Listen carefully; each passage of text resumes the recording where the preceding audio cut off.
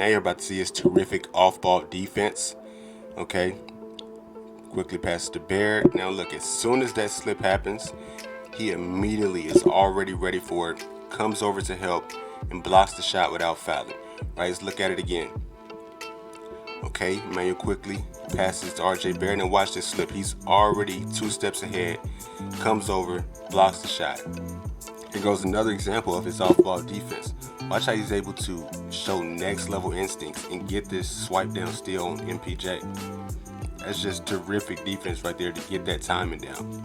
Now in this next play we're about to see right now, watch how he's already reading Gordon. He already knows the pass is about to go to him. Gets his hand in there. Boom. Incredible defense. Okay, this possession is crazy, and it really shows how one player can alter an entire defense, right? DeMar comes over this screen. OG is stuck on the Kobe White screen, right? Okay, now he's about to reverse the ball back to Kobe. Now look, OG is out of the play. Okay, now look, he's about to take this angle, right? He's about to close the floor, shrink the floor. As Kobe drives, look, he's mirroring Kobe. As soon as Kobe stops, OG stops. Already knows the pass is coming, deflects it all over the place. It just still amazes me how when this trade went down, everyone was complaining that they gave up too much, right? And I was just genuinely confused. Like I said in the last OG video, I was very confused. I'm like, okay, obviously people are not familiar with his defense. All the Knicks had to give up was Emmanuel Quickly and RJ Barrett for a Defensive Player of the Year level defender. Somebody who can literally change your entire defense. This is what I said before the trade, happened before his first game. And that's exactly what's happening, and I'm not surprised. I've been talking about this defense for the past 2 to 3 years now, right? Over on my Instagram page where my defensive Instagram page, I've been talking about his defense for the past 3 years. Nobody really, paid attention because he was in Toronto, right? But this is not a surprise to me. This is what he does. He is an incredible defender. He just never got that attention that he deserved, right?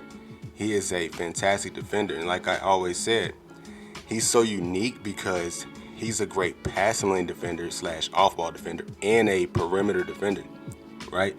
There were so many people who were saying that he's not a really good on-ball defender. He's just an off-ball player. And that's never been the case. I can make argument that he was a, on-ball defender specialist before he was this good in the passing lanes, right? His on-ball defense is terrific. I always point back to at the beginning of this season when he was in Toronto, he matched up against Anthony Edwards, and I think he held Anthony Edwards to like 1 for 7 shooting or something crazy like that. His on-ball defense is terrific, but his off-ball defense, like y'all seen in these clips, is the reason the New York Knicks are a top 5 defense, which is crazy to say, right? They went from being in the teens, right, in defensive rating to top 5 after the OG trade. That alone should put him in the Defensive Player of the Year conversation. I understand that the award is primarily for bigs, but OG Anunoby, there aren't many centers who can have that level of impact like OG Anunoby, right? The things that he can do off the ball are just as good, if not greater, than like 98% of what centers can do. Obviously, I'm not talking about like Rudy Gobert, Anthony Davis, Brook Lopez, players like that. But almost everybody else, OG Anunoby is more impactful than all of them, right? That's an argument I can talk about all day long, right? The things he can do, like y'all saw in all of these clips, and especially that DeMar DeRozan clip and that Kobe White clip, he can disrupt an entire offense, on the ball or off the ball, which is very hard to do, right? Like he can pick you up full court, cause pressure, make the ball handler late into his sets, make the shot clock go down, then okay, he swings the ball to the wing, OG can rotate to that side, put up his active hands, deter passes. Okay, let's say they swing it to the inside. He's so fast and quick, he can sprint down to the paint and then block a shot at the rim, right? He can affect all 5 positions. Like we saw him guarding Alfred Sengun. He can guard all 5 positions, right? And affect them at a very high level. He can play all over the floor. With his speed, athleticism, and length, it's a problem for every offense in the NBA. It's a problem.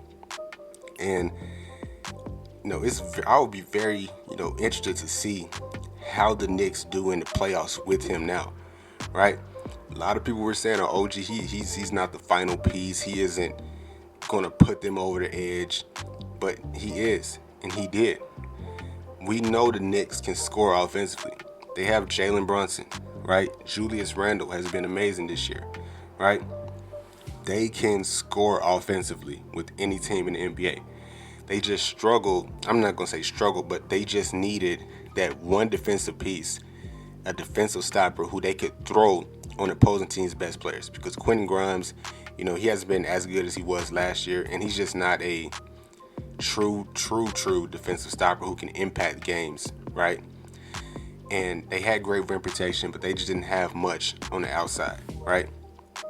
But now that they have that, and they have OG, not just some random defensive stopper, they have OG,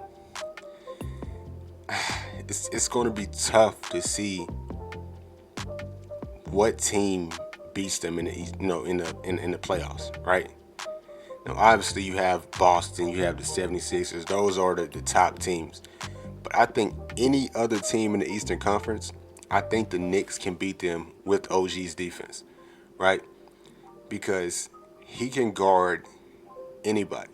He can make it tough for anybody. I don't care if it's Jason Tatum, who else? The Cavaliers. I don't care if it's Darius Garland, Donovan Mitchell, anybody. It doesn't matter, right? He can guard anybody and affect all 5 positions. And I can't wait to see Mitchell Robinson come back.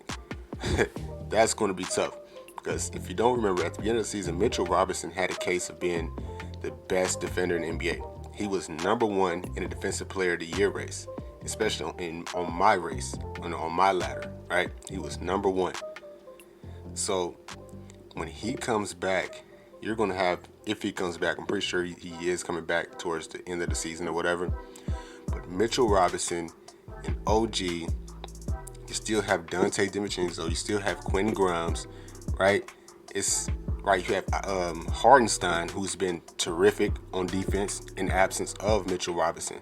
So yeah, this is going to be very interesting to see, right? Because their defense is coming together. I think Hardenstein really was unexpected. His defensive impact has been unexpected. He has been great so far. So when he moves back to that backup role and Mitchell Robinson comes back, that depth is going to be really, important in the postseason. But yeah, I'm not going to keep y'all too much longer. I just wanted to show a few possessions and show y'all what OG has been doing. And, let me know what other defensive videos or players y'all want me to cover next. And I'll see y'all in the next one.